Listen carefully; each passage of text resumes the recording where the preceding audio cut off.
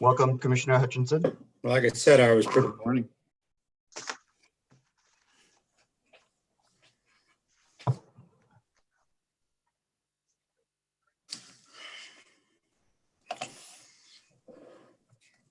Yeah, I've done the Zoom once on my phone and it's not very much fun. So I'm glad we got up and running here. So.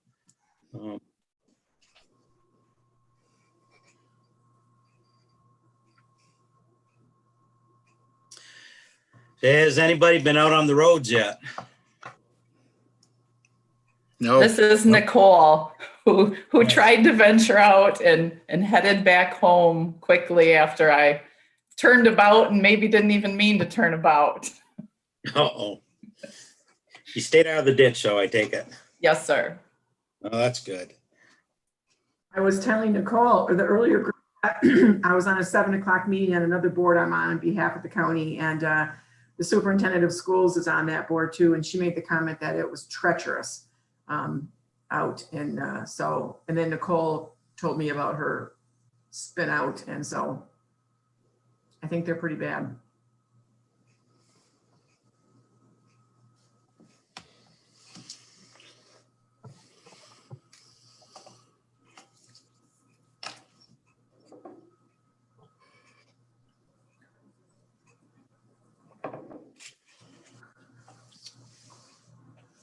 So we still have a minute yet, so. Steve, what's your thoughts on hockey? When do you think we're going to start? I'm thinking about playing again. Sunday. This Sunday they're playing? They're playing this Sunday if it's not closed. Really? Okay. Yeah. I don't know if I'm going to play that quick. I wasn't anticipating Sunday. Holy moly. Okay. Well, maybe I might rethink that thought then. If it's open, I'm going to play, let's see, Sunday, Monday, and Wednesday. Okay. Whoa. Okay, it is 9 o'clock. I'd like to call this meeting to order. I'd like to welcome everybody to the Criminal Justice and County Affairs Committee. I'd like to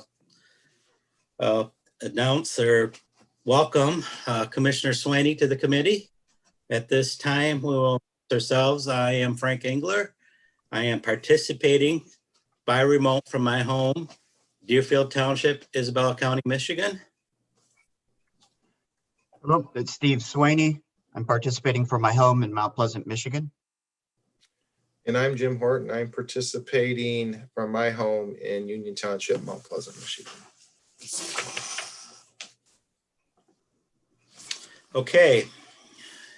Moving on, we'll have a call to the public. Nicole, is there anybody on the public line?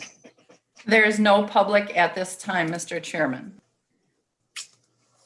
Okay, moving on to the agenda items. We have consider approving the fiscal year 2020 amended grant agreement between the Michigan State Police and the Isabella County Trial Court in the amount of $89,808 for federal pass-through coronavirus emergency supplemental funding, the CESF, and authorize the board person to sign the same. So I see we have Carrie with us. Would you like to take that, Carrie, and explain a little bit? Sure, absolutely. So I was on the roads this morning, came in from over by Wynn. It was not the funnest drive I've ever had, so a little extra time. But so good morning. We have CEF grant monies in the amount of $29,808 already. So what we quickly learned was that many of our court users are being ordered to, at arraignment or at sentencing, to be on electronic monitoring or to participate in regular drug and alcohol testing. It's not that uncommon, but we're having more of that with COVID-19 as, you know, offenders are trying to avoid being in jail, and we don't want the jails overfull either. There's also the whole pretrial release programs that are going on amid the state and other states that are affecting bond and that kind of thing. So there's more personal recognizance bonds or lower cash bonds. Therefore, there's more monitoring in alcohol and drug testing. We're also finding during COVID, there's a lot more people who are unemployed and can't pay for their testing. So that leaves the court and the county on to pay for those. So we were able to ask the CESF grant through the state of Michigan for more funds to help reimburse that. So we added $60,000 to for reimbursements. It's 100% reimbursable, and we pay, and then the county's reimbursed for that. So we were really glad we were able to do that. So that's why I'm here today. I have one question, and maybe this is more for Margaret and everything. Since everything is kind of backed up, we're only in the first quarter, how long is it going to be before we have to adjust a budget, or, you know, that they exceed their budget that we already passed? The courts or anyone else. So at Right. this point, Commissioner, you know, the way county budgets work is that they work per the fund. So in the general fund, for example, we have all sorts of departments, and the courts are one of the departments in the general fund. So the issue with the budget is to make sure that none of the funds are overspent. So, for example, Commission on Aging is a separate fund.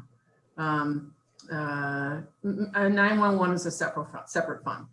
So at this point, you know, we aren't concerned, honestly, from the Administrator Controller's office about managing every line item. We're concerned about managing the fund in total and looking at departments. So I don't have anything to report to the committee of any concerns about budgetary concerns at this point. I would like to just make one comment, as long as you called on me. Commissioner Hutchinson, Carrie Curtis is our court administrator, and you'll be seeing her regularly. So she comes to this committee with actions for the court, and then she generally represents the court at the Board of Commissioners meetings, taking these things forward. And my office works very close with Ms. Curtis and with our Chief Judge, Eric James. So I just wanted to give you that little background. Yep. This is great news from the courts, and I would want to tip my hat to Carrie. And maybe the comment she made that everybody didn't quite kind of register with them was when I think she made the comment that this needed to happen, and if there weren't these grant funds available and they hadn't applied for them and they still needed to happen, then we would be having to look at a budget adjustment because the county would have to be funding these costs. So it's a tip of the hat to Carrie that we're looking at, or she's looking at taking care of what they need to have in the courts, and not only doing that, but also finding the funding to do it. Sure. Quick question.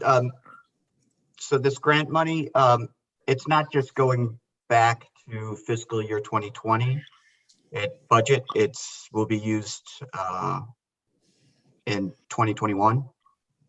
Correct. So the grant allows us to start in March of 2020 and continue through September 30th of 2021. So typically we could go back to the previous year and use these funds. I don't think we're going to need to do that because we can all right then, but I do think that we will probably spend the majority of this $60,000 before September 30th pretty easily if it continues in the way it's going. Thank you.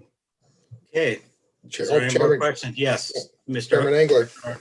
Yes, thank you. To Carrie, since this is a kind of a unique with the COVID situation, what is there a greater amount of recidivism? Is that correct? Am I saying that word correctly?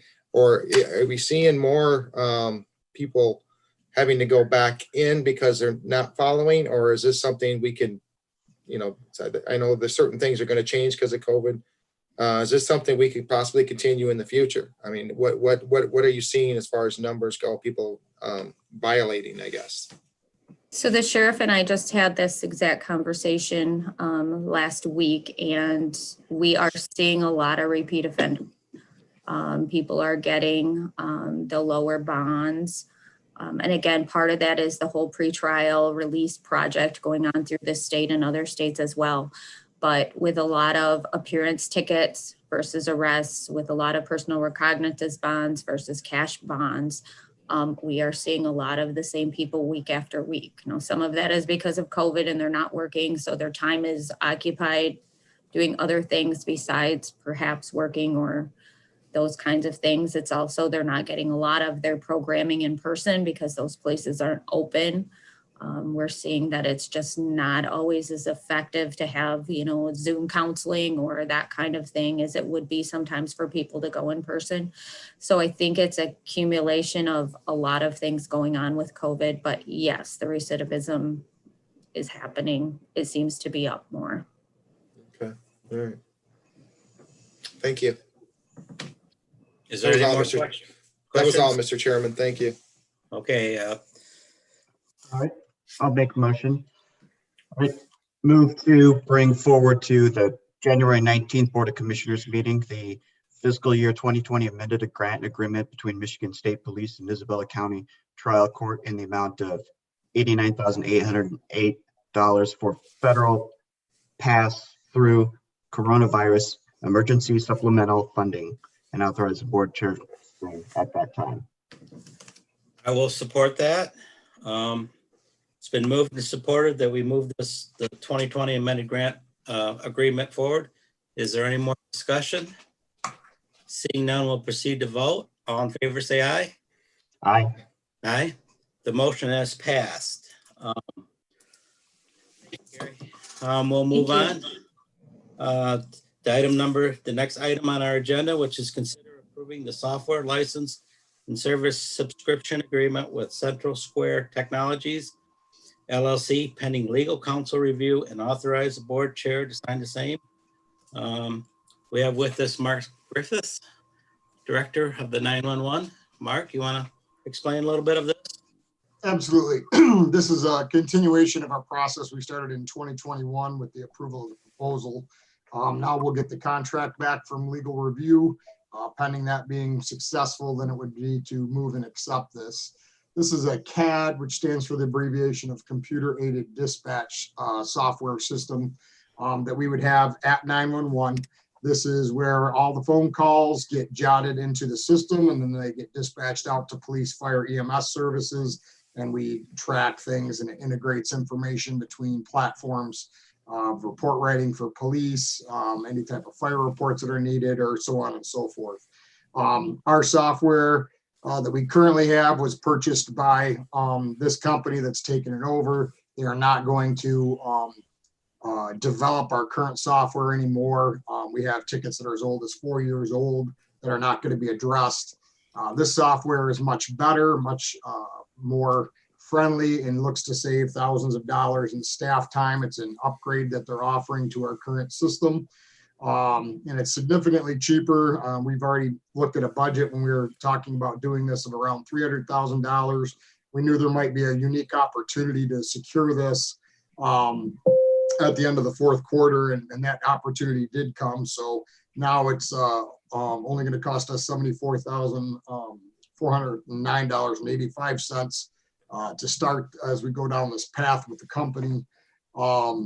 Also, the only updates as things move very fast in the 911 and emergency management world. Under financial impact, it says second paragraph, Central Dispatch is currently expected to be reimbursed. We've actually already gotten reimbursed. So that 80,000 already came in. So that even helps the situation as planned before. We're going to save a lot of money over the 5-year contract period that we would have with this. And they're giving us a customer discount as a current one of over $12,000. We have the money budgeted for this. We've had the sheriff and our partner at Central Michigan University, who also has a computer aided dispatch. They're the partner with us when we use the software, also review it, as well as our IT people, Michelle from the county and NetSource One, Adam, all see that this can come in. One of the significant things that this will make a difference is over the air. The police officers will be able to log in on their police vehicles to the MCT software, mobile computer terminal software, and access the CAD and the report writing. The updates will be wireless. So what that means right now is we currently send around USB thumb drives, and we go into every single cop car. There's 55 plus units, and we have to update them every time there's an update. This will now be automatically updated in live time, ready to rock and roll with everybody that's out there to keep the system up, to better serve the public, to get police, fire, dispatch, to take the calls in. So it should be a win-win situation as it goes forward, and it'll take a few months to implement this once we get going on this. Well, I have to congratulate it. It will save the county a lot of money. Got one question. It's such a skimpy document that I know you wanted to read it all, but there's a couple instances on third-party vendors and that they won't cover those costs. What exactly would that entail? Would that be something? I know it was mentioned quite a few times, and there was stated that any third-party vendors, we might have to pick up the costs on that, but is that something to be concerned or a very big amount? I wouldn't be concerned because we won't do it if we can't afford it at all. It all would depend on which particular part. This software will integrate with several other pieces of equipment. For instance, the sheriff's department is on one reporting software. The other units are still on the old reporting software. We're going to make sure that all that stuff integrates with it. But I'll just tell you, I can get the guy on the line who can speak specifically very quick. I put him on standby for this meeting. And I also think the lawyers can catch the review if there's a problem, we can address that. Okay, thank you. Is there any questions? Yes, Ms. McAvoy? We are so Administrator polite. McAvoy? That's okay. You can whatever. It's been a long morning. I've been messing with my internet. I understand. I feel your pain about messing with the internet. Well, this morning when I tried to get on my 7 o'clock meeting, it told me I didn't have any internet, but I troubleshooted and figured it out. I couldn't hardly believe it. So just to give you an idea, this is at our legal counsel for consideration. Commissioner Engler and Commissioner Swain and Commissioner Horton are probably thinking, didn't we talk about this towards the end of the year? What was brought to the board at the end of the year was the proposal. This is the contract, and in order to have our chairperson sign the contract, particularly for $77,000, he has to have authority to do that through the board. So that's why this is back. It's kind of like when people come forward and ask you to apply for a grant, and then they get the grant and they bring the contract to you.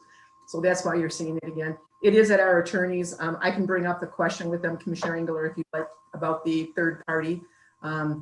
I take from what Mr. Griffith said that he doesn't think that's much of a challenge for us or would be utilized very much, but I can check with our attorneys if you would like me to.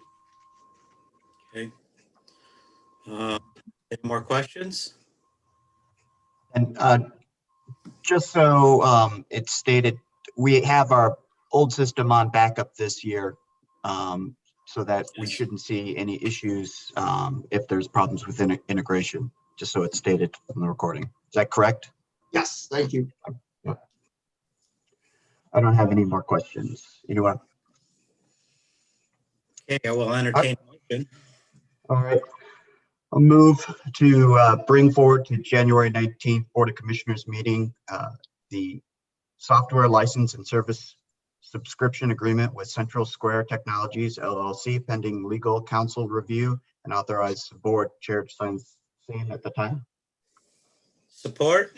It's been moved and supported that we move the software license service agreement forward to the work session. Is there any more discussion? Seeing none, we'll proceed to vote. All in favor signify by aye. Aye. The motion has passed. Okay, we will move on with the agenda.